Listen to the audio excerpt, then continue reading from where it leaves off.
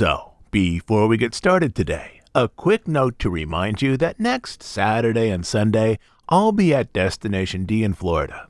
Destination D usually has some announcements in terms of upcoming Disney projects that we'll likely talk about here on the pod. But obviously, I can't post an episode about Destination D next Sunday if the event is still going on Sunday. And I'd rather not wait a week to discuss whatever announcements there are, so our plan, similar to our plan last year for the D23 Expo, is to simply post next week's show not on Sunday, but early in the week, pretty much as soon as it's finished, probably Tuesday. So when you don't see a new show next Sunday, just remember I'm posting it early in the week. And now on to more interesting things. A couple months back, we posted Memories of Walt Volume 1, which got far more listener email than I expected.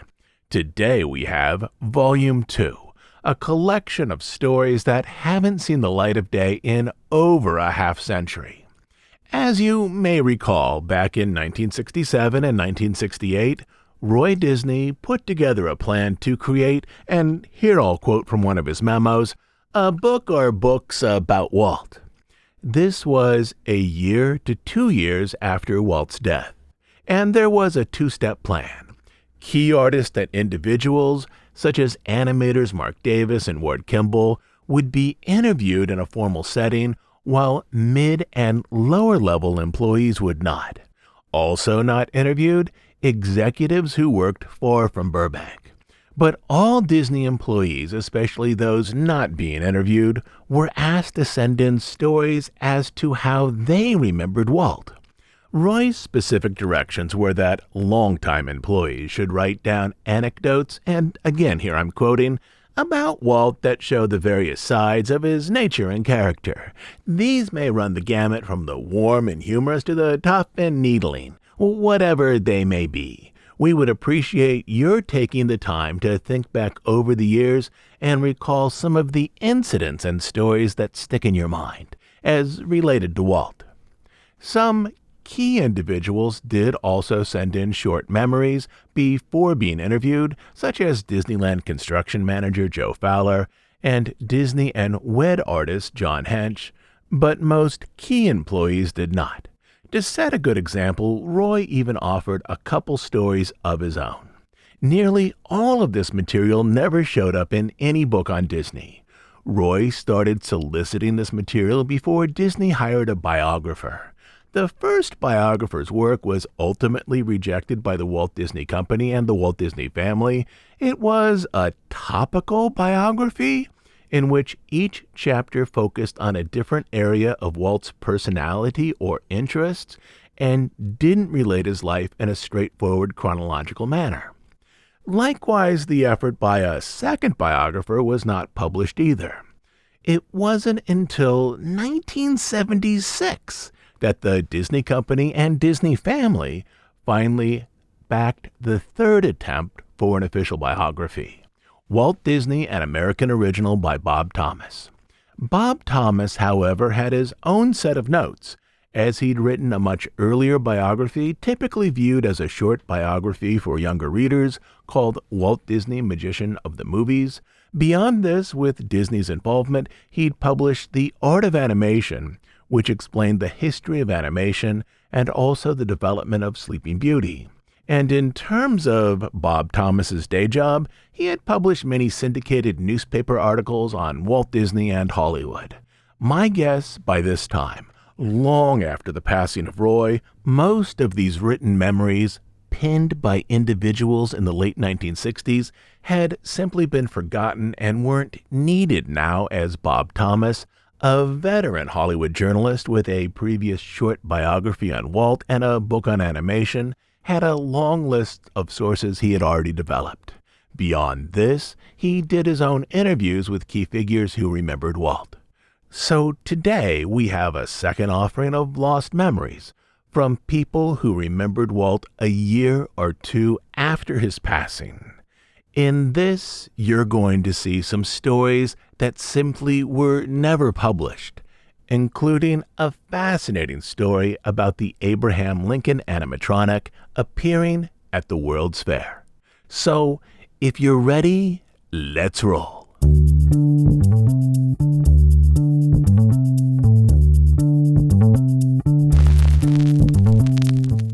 First up today are the memories of Otto Englander, who worked in the story department at Disney starting in the early 1930s. He worked on Mickey Mouse and Silly Symphony cartoons, as well as features including Snow White, Fantasia, and Dumbo. His memory of Walt is from those early days, when Disney was still over at Hyperion Avenue, but also during those weeks when Walt was planning out the new studio in Burbank, including what type of furniture would best support artists once they moved there. The focus of this story is bare butts, specifically how some bare bottoms made their way into materials included in Fantasia, images that for some were considered scandalous when the film was released in 1940.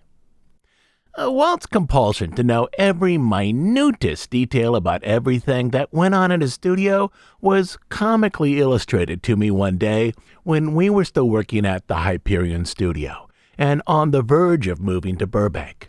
I was supervising the story work on Beethoven's Pastoral Symphony No. 6 for the production of Fantasia, worrying about how we might pictorially finish off the first movement.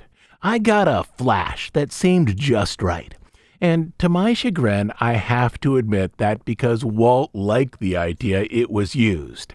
He has been severely criticized for it since, though perhaps it is I who should get the blame. Anyway, it was the now famous, or perhaps notorious, scene of the two little cupids drawing the curtain and exposing their rosy derrieres to the audience.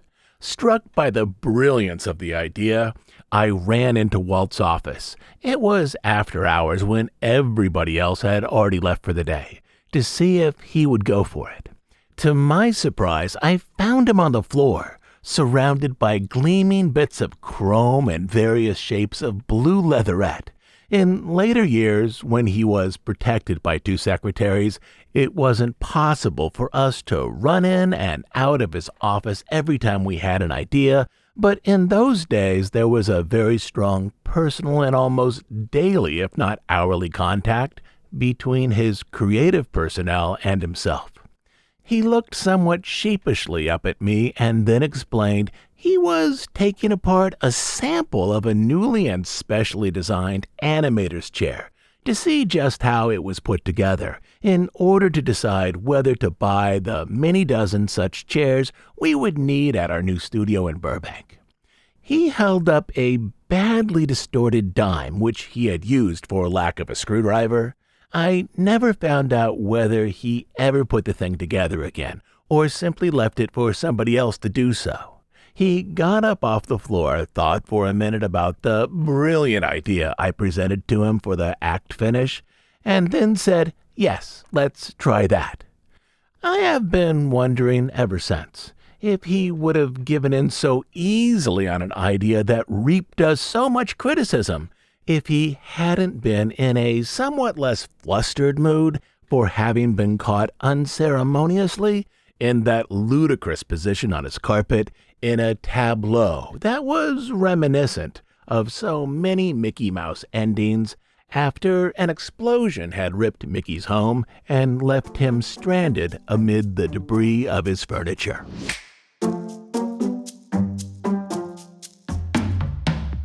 Our next story comes from Bob Jackson. Jackson is probably best known in Disney circles for helping to oversee the Mineral King ski resort project in the mid to late 1960s. But when he first arrived at Walt Disney Productions in 1963, he was a publicity manager who also worked with public relations. As part of this job, Walt once asked him to plan out a meal for visiting educators who would soon be at the studio. Jackson, a relatively new employee who did not know Walt well, imagined that Walt, Surely a Hollywood mogul would want a fine meal for these invited guests. He would soon learn about Walt's actual taste in food, but the story begins from there. Well, after interviewing several highly recommended catering firms, I selected one based in Beverly Hills. The company assigned virtually its entire staff to this project. The maitre d' and I poured over scores of recipes for meat dishes, casseroles, breads, delicate sauces, and so on, finally assembling what was to be the most superb collection of food that ever garnished a table. And of course, each item had an impressive French lineage, and each was called by its French name on the typed copy prepared for Walt's approval. In his office, I handed him the written material and proceeded to embellish it verbally as his eyes reviewed each point. He said nothing until he finished reading the fully detailed timetable, which, as always for Walt, listed exact locations, times, people involved, and, whenever possible, something noteworthy about these people. Everything met with his approval, and then he read the French menu. What the hell is this? I don't know what this means. We don't need anything like this. Whatever happened to meat and potatoes? On October 28, 1963, the visiting group of educators enjoyed simple but tasty slices of roast beef, discs of baked ham, small oven-browned potatoes, and other unembroidered recipes. Many guests complimented Walt on the excellence of his taste, obviously referring to choice of menu as well as to quality. From that point on, I always took the meat and potatoes approach in my dealings with Walt.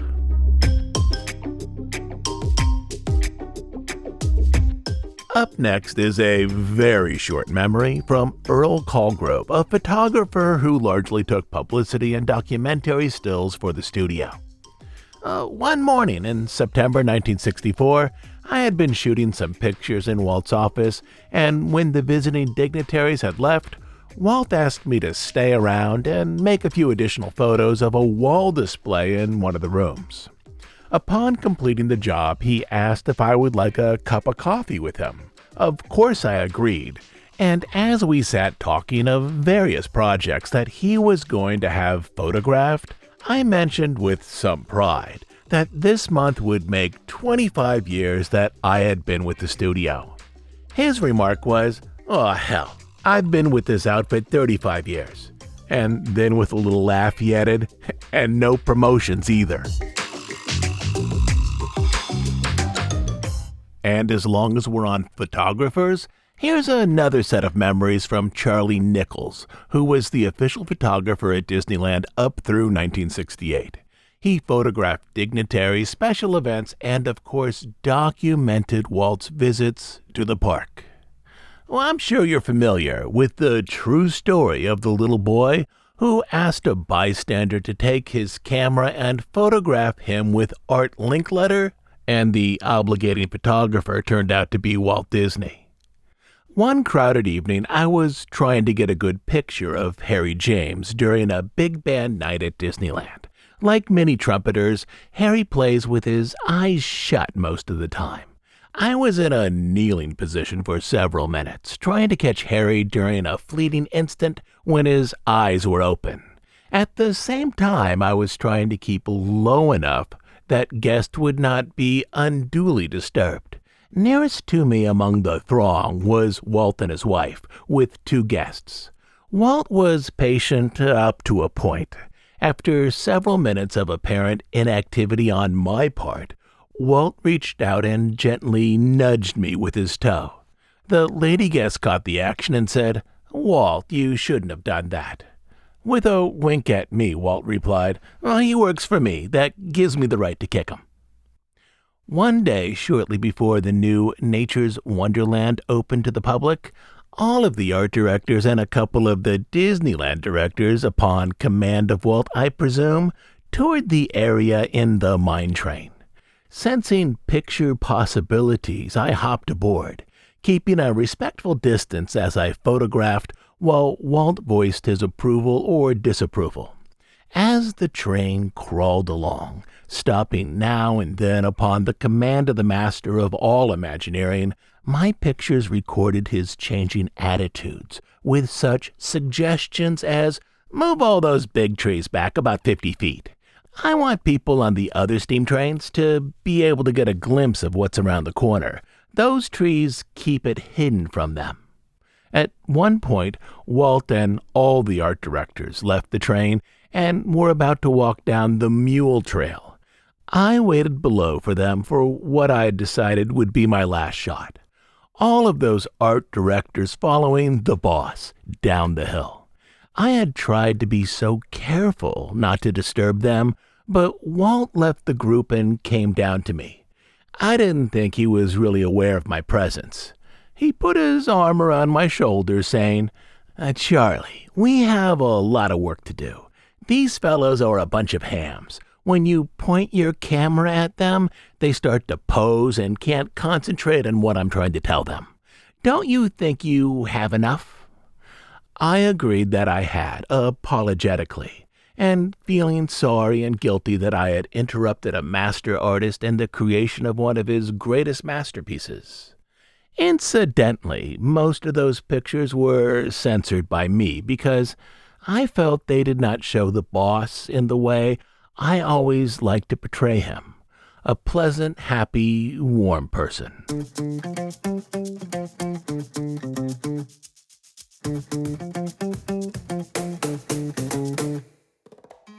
Another short memory comes from animator Ollie Johnston, who was one of the 9 old men. He remembers that time, a few months before Walt's death, when he met with Walt and Milt Kahl, who was one of the greatest draftsmen and most hot-tempered animators to ever grace the Disney lot, when they were all working on The Jungle Book. They wanted Walt to look at some character animation, and Ollie knew that if Walt was in a good mood, he'd likely approve this work, and that if he wasn't, there was going to be problems. In late September or early October, before Walt died, Willie Reitherman called Walt into office 3E11 to look at some girl animation that I had done. We were always nervous when showing Walt a new character for the first time. In this case, it was more or less Walt's idea to have Mowgli meet this girl in the last sequence of The Jungle Book. So we hoped that he would be in a real good mood or not be fresh out of some meeting where something had gone sour. Before we showed the girl animation, we ran a story reel of the tiger and the snake. In this sequence, the tiger questions the snake as to whether he has seen Mowgli. The snake actually has the boy in his coils in the tree. Milt Kahl, who was going to animate this section, was there.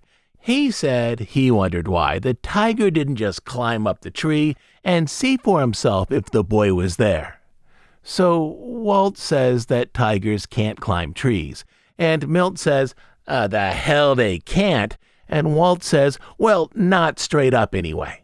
Things got pretty hot, and I couldn't get Milt to shut up. Walt was getting pretty sore, and they were both about to get books to prove their point. I'm about to tell Wooly that it would be wise to show this animation another time, when all of a sudden Walt says, God damn it, I thought we came in here to look at the girl.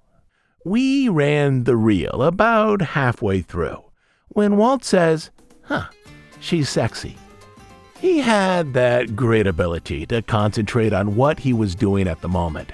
That meeting sticks in my mind because I'm quite sure that it was the last time he sat in on our picture before he died.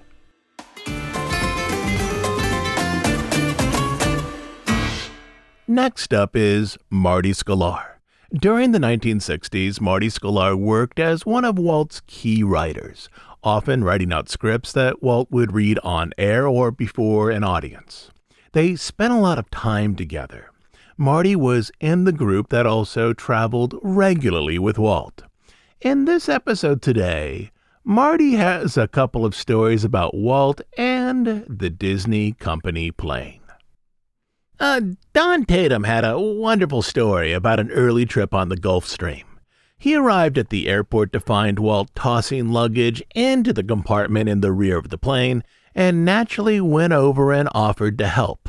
Walt gruffly brushed him aside with a "this is my plane and I'm the host" expression. So Don quite naturally assumed that this was the way it was with the plane. Walt was the host and did the hosting. On the return trip, Walt was helping the stewardess serve food and drinks to those aboard, playing host again. But when he got to Tatum, he turned and barked, "What the hell do you think this is, a commercial airline or something? Get off your can and help yourself," or words to that effect. The point being, you never knew which way the Walt was blowing that day. And here now is Marty's second story about a Disney Company plane, the plane in this story being a King Air. The plane, Walt set up a regular run, first once a day and then twice a day between Orange County Airport and Pacific Air Terminal in Burbank. I suppose there were a number of reasons why this was done, among them that the King Air had to maintain a certain amount of hours in the air. But this was almost a regular commuter service. The idea was that with all the people from Disneyland driving back and forth to the studio for meetings, and the studio and WED people also driving to Disneyland, these people could avoid the freeway fatigue and so on by being transported in the comfort of the 8-passenger King Air. And the trip time was only about 20 minutes from airport to airport. Transportation provided by car from Orange County Airport to Disneyland, or Lockheed Airport to the studio and WED. On the day he shot part of the Epcot film between setups, Walt asked me if I was using the plane, knowing that I lived in Orange County. Well, it had been specified in the communications that went out that the service was not a commuter special. But my reasons for not using it were other than that, and I told Walt so.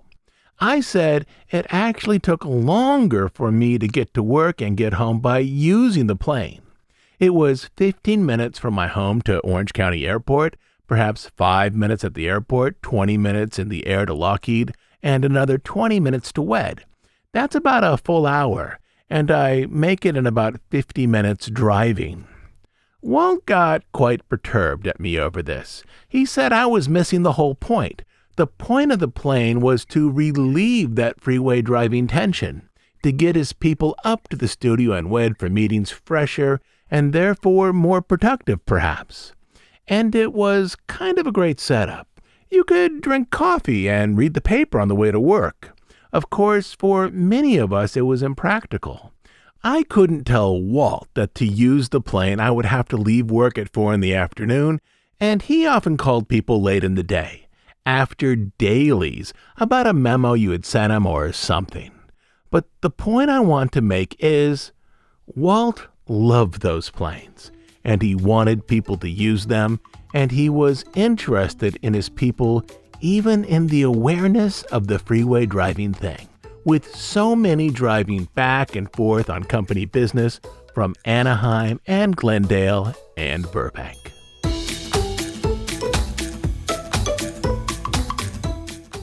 Most of the individual memories for this project sent in about Walt were a page or two long, but some of them were significantly longer.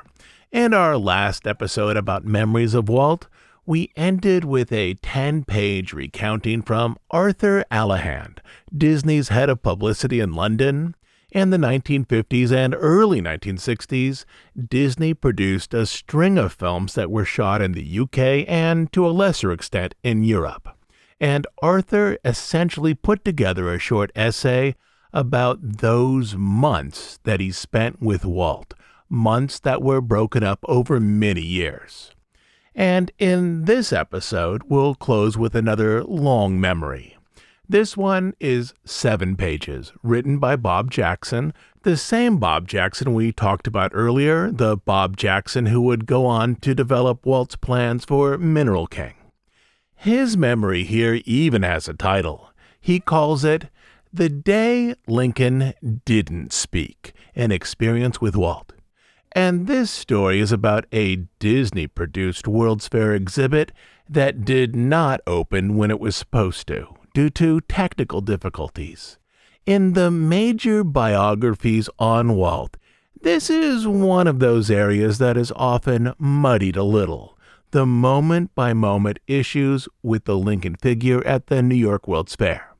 So today, you are hearing a recently rediscovered eyewitness account of what happened there, written back in 1968, 4 years after the event itself, so the details here are likely a little more clear than they were many years later, when other interviewers tried to piece together some of those closed-door problems that affected Walt's Lincoln exhibit at the fair. The Day Lincoln Didn't Speak, an experience with Walt. Here's the background. For nearly 11 years, Walt Disney and the technical staff at WED Enterprises had been developing and perfecting a new system, audio animatronics, for animating three-dimensional figures. Primary project in this effort was a figure of Abraham Lincoln, one of Walt's favorite men of history. In mid-1963, Mr. Robert Moses, president of the New York World's Fair, visited Walt at the Burbank studio and was introduced to the Lincoln figure, which rose from its seat and shook hands with Mr. Moses. The fair president declared that he would not open the International Exposition without the Lincoln figure as part of an exhibit. After his departure, he contacted leading citizens in Illinois who were planning a state exhibit and interested them in sponsoring a Walt Disney design show centered around the audio animatronics figure of Abraham Lincoln. Some controversy developed when the state announced that its World's Fair Commission would indeed sponsor such a show, controversy that stemmed from the fear that a fantasyized or cartoonized figure of the favorite son of Illinois was proposed. Through the medium of a well-prepared slide presentation, and because of an unmatched ability to describe dreams and to draw enthusiasm from his audiences, Walt blunted most of the opposition at a statewide press conference held in Springfield, Illinois, on November 19, 1963, which I set up in cooperation with the state of Illinois. There still remained a residue of opposition, however, even by the opening of the fair in April 1964. Illinois' Land of Lincoln Pavilion at the New York World's Fair attracted considerably more press and public attention in the pre-fair period than its size or appearance would seem to warrant. The reason? It was to be the home of Walt Disney's celebrated Abraham Lincoln, a creation in 3 dimensions of the 16th president, a figure that would move and speak with an amazing degree of reality. Walt and the WED Enterprises staff had spent more than a decade and in excess of $1 million developing the electronic system that would animate the figure, which was to be the lone star in a new Disney production, Great Moments with Mr. Lincoln. Controversy in Illinois arose when some people thought that a fantasy Lincoln was in the offing. They were steadfast against a Mickey Mouse Lincoln. Walt fully understood the misunderstanding. The audio animatronics technique of animating 3-dimensional figures was virtually unknown in the late summer of 1963 when plans for the show were announced. Walt had just introduced the first pure form of audio animatronics with his Enchanted Tiki Room at Disneyland in July of that year. It had not really begun to achieve the fame that awaited it a few months later when it was featured on Walt Disney's Wonderful World of Color television presentation. Since few people knew the realistic end results that could be achieved through the electronic hydraulic pneumatic system, they could not be expected to comprehend Walt's plans for using it with a lifelike Lincoln. After 11 years of development, the system, at this point in its evolution, was still subject to an occasional temper tantrum and some moodiness. So Walt and the WED staff discovered when the equipment and the Lincoln figure were moved to the Flushing Meadows site. Work continued on both coasts during the months prior to the fair opening. Efforts to bring the show up to the always high Disney standards. The figure was virtually reprogrammed many times.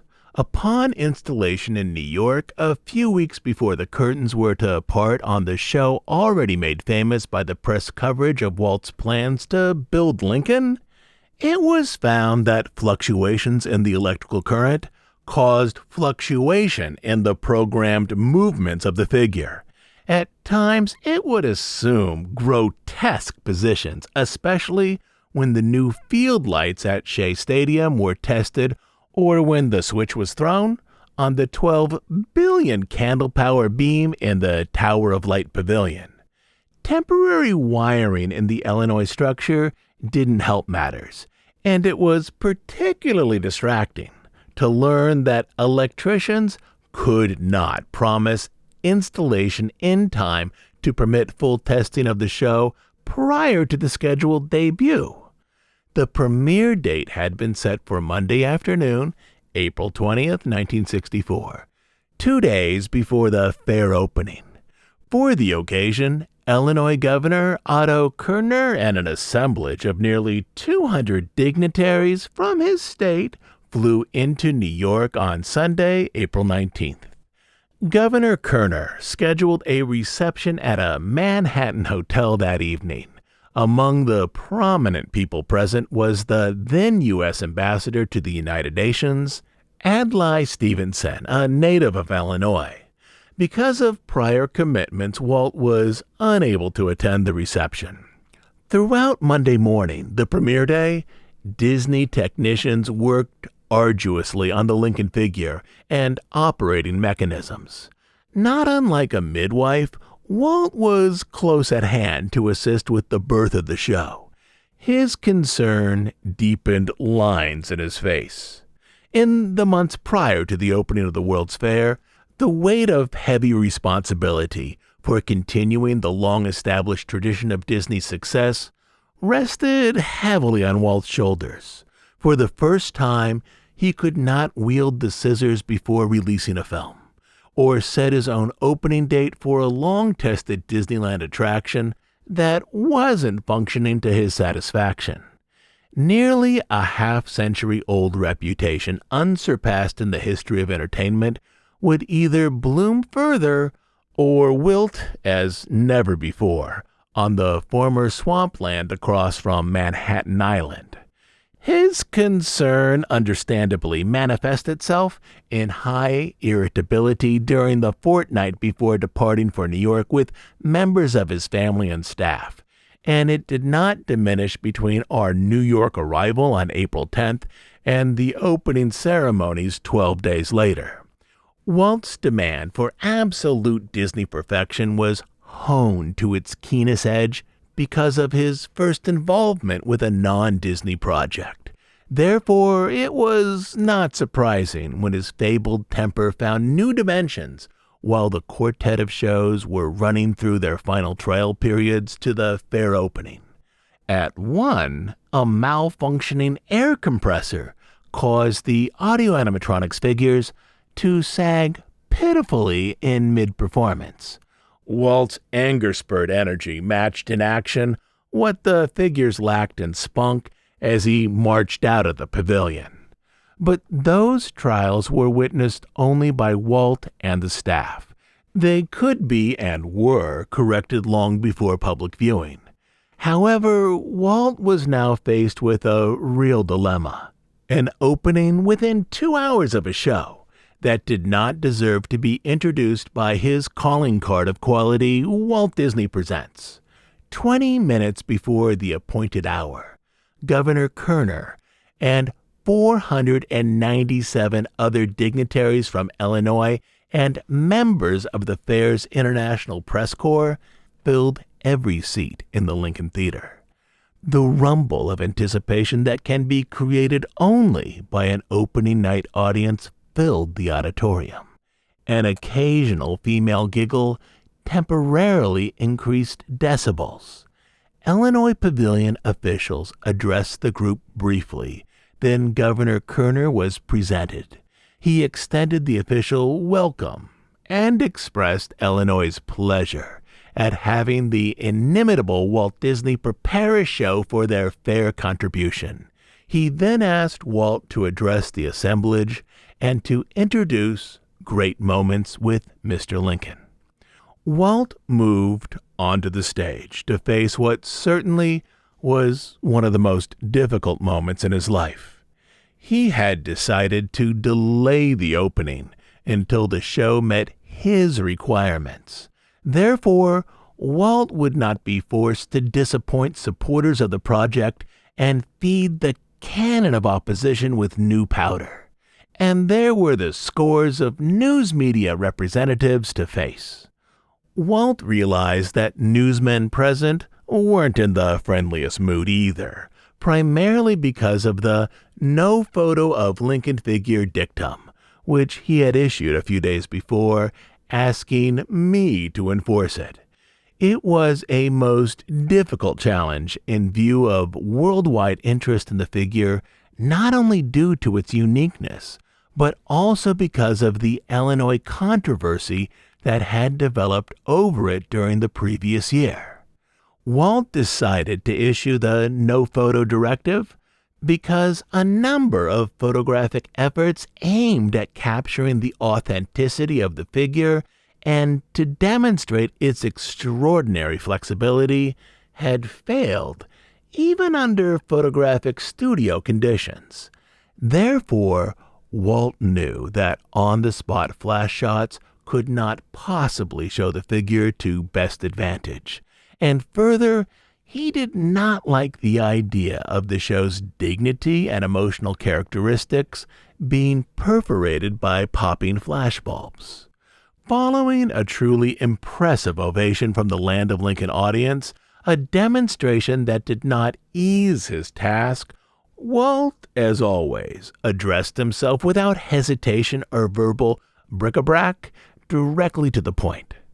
With the facial expression that was a curious blend of humor and mischief, created by one raised eyebrow while the other was lowered, Walt told Illinois' top leaders in essence that they had flown 1,000 miles to sit in a theater where no show would be performed. And they laughed. After the briefest pause of disbelief, the dignitaries and members of the press actually broke out laughing, a response that demonstrated perhaps more pointedly than any other episode I personally witnessed the effects Walt's complete and direct honesty had on people, either individually or en masse. Lynching would have been considered for anyone else in that situation, but they nearly cheered Walt, especially after his full explanation. Walt went on to tell the assemblage that he felt Illinois would not want him to introduce a less than top caliber show, which Great Moments with Mr. Lincoln was not at that point because of technical difficulties, which he explained in simple layman's terms. He expressed full confidence that his staff could right the situation, but he could not predict when the show would open. As soon as possible was his only promise. Governor Kerner, in response, agreed that the show should only open when Walt felt it was worthy of public presentation. He dismissed the audience, which still twittered with a combination of excitement, wonderment, a hint of resigned disappointment, and generous appreciation for Walt Disney. Walt kept his word. The show opened without fanfare on Saturday, May 2nd, 10 days after the first day of the New York World's Fair. Overnight, it became one of the most celebrated exhibitions at Flushing Meadow and went on to thrill more than 7 million visitors to the Illinois Pavilion, during its 2 6-month seasons. It became a source of unending pride for the entire state of Illinois. In midsummer 1965, Walt Disney dedicated a duplicate show in the Opera House at Disneyland. I'll be back next week with a new episode. And remember, because of Destination D, that episode won't post on Sunday. Instead, look for it early in the week. In terms of announcements, Destination D is never as robust as D23. The two events have alternating years and alternating coasts, but I do expect there to be at least a few announcements or updates for upcoming projects at this event. Also, I just got confirmation this week that the fabulous Al Kessel will be narrating my new book, Making Mary Poppins, as an audio edition. Norton will release the hardback and Tantor will release the audio version. The hardback is presently up for pre-order on Amazon, and the audiobook should show up on Amazon and Audible as a pre-order in the next few weeks. Al has narrated the audio versions for both 3 Years in Wonderland and The Life and Times of Ward Kimball, and it is great to have him back for this project as well. Lastly, as you know, we're an ad-free, listener-supported podcast. We do just 2 things: deep dives on stories related to the history of the Disney studio and the parks, and news and analysis of current events as they relate to the Disney company. We are funded entirely by listener contributions, specifically by listeners who join us over on Bandcamp as monthly subscribers. On Bandcamp, you will find over 300 episodes not available on iTunes or anywhere else. But the best reason to join us there is to support the work we do here and to make sure that this podcast continues to exist. You can support us by becoming a monthly subscriber at dhipodcast.bandcamp.com. I'll also leave a link down in our show notes. So until sometime early next week, this is Todd James Pierce.